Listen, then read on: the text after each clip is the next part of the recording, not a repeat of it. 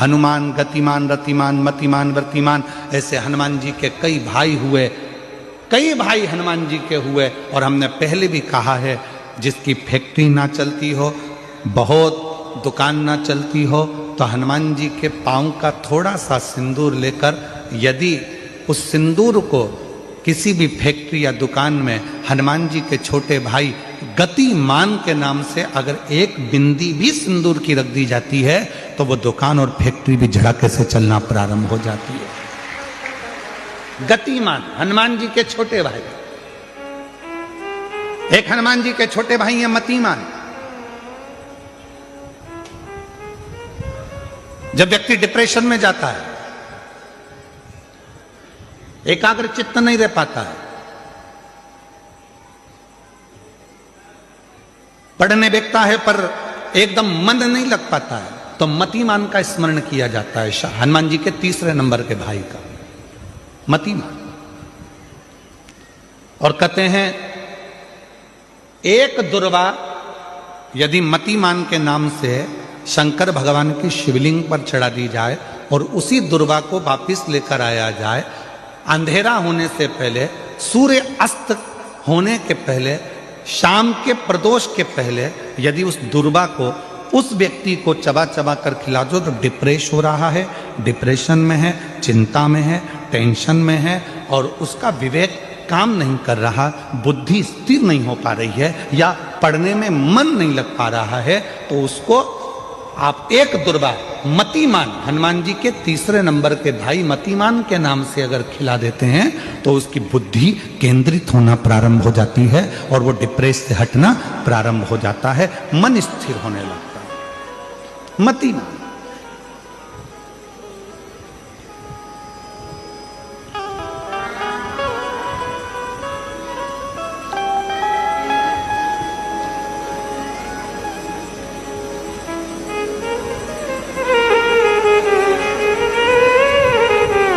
और एक नाम आता है व्रतिमान।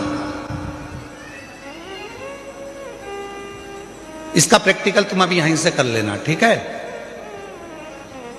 चलते चलते मालूम पड़े तुम्हारी पार्किंग यहां से आधा किलोमीटर दूर है, ठीक है? अरे बोलो तो जम के, आधा किलोमीटर दूर तुम्हारी पार्किंग है और तुम्हारी उम्र लगभग बहुत हो गई, मालूम पड़े तुम थोड़े वृद्ध हो गए हो और तुम्हारा घुटना दुख रहा है, तुम्हारी कमर दुख रही है, चलते चलते बड़ी मुश्किल से तुम कथा स्थल तक पहुंचे हो, अब मन में आ रहा है कि मुझे वापस पार्किंग तक जाना है, कैसे जाऊंगी, पाँव तो दुख रहा है। तो एक काम आज चलते चलते करना कि कहीं सीवर वाला महाराज झूठ तो नहीं बोल रहा है, तो प्रैक्टिकल करके जाना। क्या करोगे, यहां से जाते समय आप जब जा रहे हो और आपके शरीर का कोई अंग जब दुख रहा है, तो श्री शिवाय नमस्तुभ्यम कहकर श्री व्रतिमान हनुमान का स्मरण करो। किसका स्मरण करना है? जम के बोलो, व्रतिमान हनुमान। व्रतिमान हनुमान का स्मरण करके कहीं पर भी बैठकर अपने पांव की छोटी वाली जो उंगली है उसको जम के दबाना, और दबाने के बाद चल देना। जिस जगह पर भी दर्द हो रहा होगा, मेरा बाबा आपको मंजिल तक पहुंचाएगा, दर्द होने नहीं देगा। कल नहीं करना, प्रैक्टिकल आज ही करना। काल करे सो आज कर।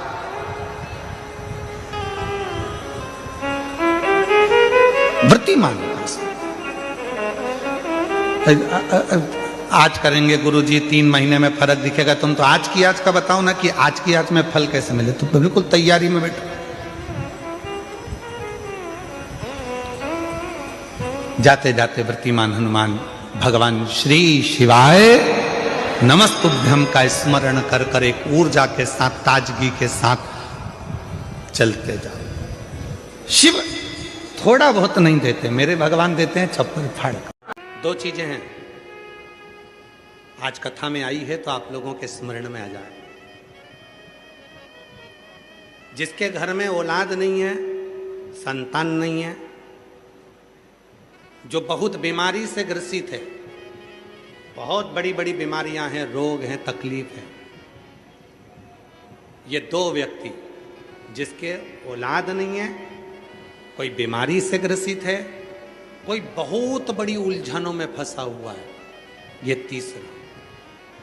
ऐसे व्यक्ति को जब शिव के मंदिर में जल चढ़ाने जाते हैं तो नंदी के सीधे कान में जल चढ़ाने से पहले अपने मन की बात नमः शिवाय, ओम नमः शिवाय, श्री शिवाय नमस्तुभ्यम कहकर अपने मन की बात नंदी के कान में कहकर फिर शिव जी को जल चढ़ाना चाहिए। और यदि किसी व्यक्ति को व्यापार खोलना है, कोई प्रॉपर्टी खरीदना है, कोई जमीन जायदाद का लफड़ा हो गया, कोई अदालती केस हो गया, कोई तकलीफ में फंस गया, कोई नौकरी नहीं लग रही है, कोई सर्विस नहीं हो रही है, कोई बहुत एग्जाम दे लिया 1-2 नंबर से दे रहा है, कोई कंपटीशन एग्जाम में नहीं निकल पा रहा है, तो उस व्यक्ति को पहले जल चढ़ाना चाहिए, फिर आकर नंदी के राइट कान में, सीधे कान में ही नंदी के अपने मन की बात कहकर वापिस अपने घर की ओर आ जाना चाहिए। दोनों में अंतर है, दोनों में। जैसे किसी नारी के गर्भाशय में अगर गठान हो जाती है, शरीर में किसी भी स्थान पर गांठ हो गई, कहीं चेस्ट पर गांठ हो गई, छाती में गांठ हो गई, उदर में हो गई, बच्चादानी में गांठ हो गई, या किसी पुरुष के किसी शरीर में गांठ हो गई, तो उसको क्या करना चाहिए? शिव जी के मंदिर में जब वो जाए, शंकर भगवान के मंदिर में जब नंदी के उल्टे कान में, नंदी के लेफ्ट कान में अपने मन की बात कहकर नमः शिवाय, ओम नमः शिवाय, श्री शिवाय नमस्तुभ्यम बोलकर एक दुर्वा शिव जी को चढ़ाकर जल समर्पित कर देना चाहिए। पहले बोलना है, फिर दुर्वा चढ़ाना है, फिर जल चढ़ाना है। आती समय उस दुर्वा को उठाना है, थोड़ा सा जल झेल लेना है, मंदिर के ही दरवाजे के बाहर उस दुर्वा को चबा चबा कर खाकर जल का आचमन कर लेना है। लगभग 1.5 महीने कर कर देखो, उसके बाद जांच कराओ, आपकी गठान गल चुकी होगी, समाप्त हो रही होगी, वो गांठ अपने आप समाप्त।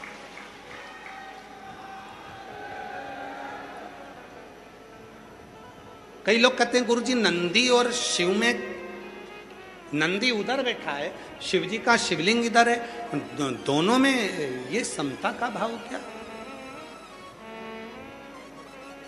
महाराज, शिव जी के स्थापना के समय पर, नंदी की स्थापना के समय पर नंदी और शिव जी के बीच में एक सूत्र बनता है जिसको सोमसूत्र कहते हैं। वो पत्थर में दब जाता है, उसको लोग ऊपर से टाइल्स पत्थर लगा देते हैं, एक तार जाता है।